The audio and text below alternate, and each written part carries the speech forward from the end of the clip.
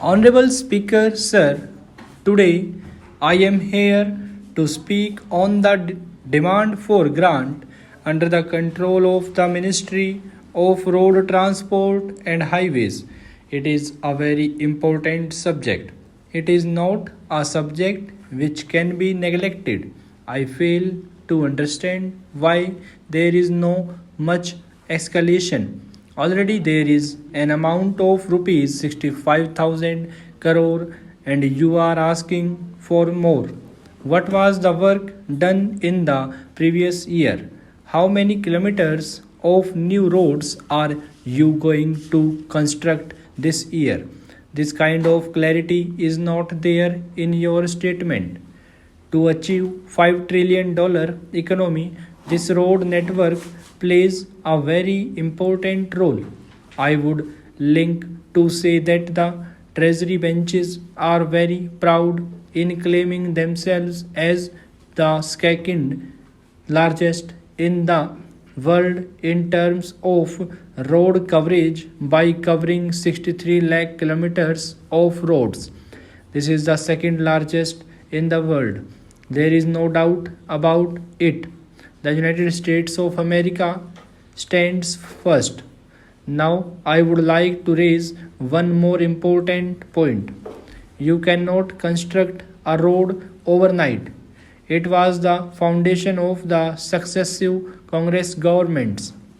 Our government had laid a strong foundation, and that is why India is the second largest in terms of coverage of road networks covering 63 lakh kilometers. According to your data, Germany is number 1. It is not my data. The United States of America is number 14. We are standing at number 44 out of 160 countries. There is no independent evaluation of the road quality. Look at the quality of the roads. It is pathetic, but the amount of money being spent is huge. It is no way near the expectation of the common man. At this point of time, I would like to mention one more important thing. What is the road safety that we are having? The expenditure on road safety is only 2% of the total budget. On the other hand, the United States of America is spending 6% of its budget on road safety. Due to these things, a number of fatalities and road accidents are taking place. The speed of vehicles has increased, the number of vehicles has increased. The quality of roads is very poor. With no safety and precautionary measures being taken, we are losing a lot of valuable lives. So these things have to be considered very seriously by this government. Sir, the unfortunate thing is that in my own parliamentary constituency, one particular road is being laid for more than 10 years. The counter and contractor says he is not able to work as there is so much of cost escalation. As I said earlier, why is so much of money being given? There is no clarity. There is no white paper. Finally, do you know what the contractors do?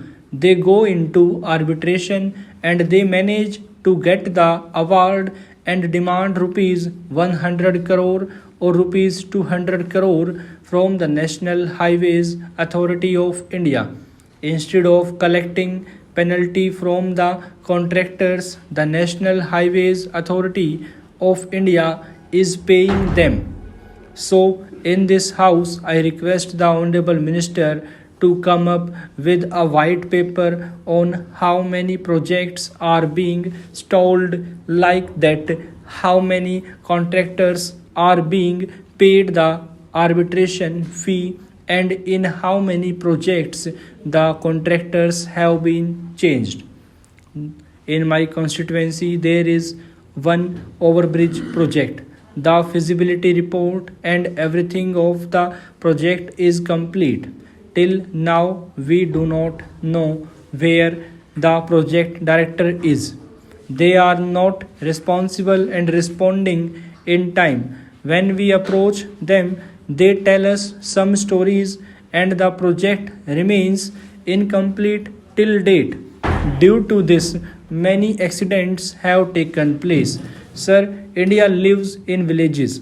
The minimum requirement for a road to be a village road is that its width should be at least 7.5 meters, but the width of our village roads is not more than 5.5 meters. That is why in my constituency there are about 10 districts and there is zero proposal for construction of village roads. Sir, I would like to raise some of the very important issues pertaining to the National Highway project which is going on in my state. The pace of the work is very slow and it will be extremely difficult to complete such an important project on time. During a recent visit to my parliamentary constituency, local people raised many grievances and demands with respect to this construction work, which I would like to present in this August House.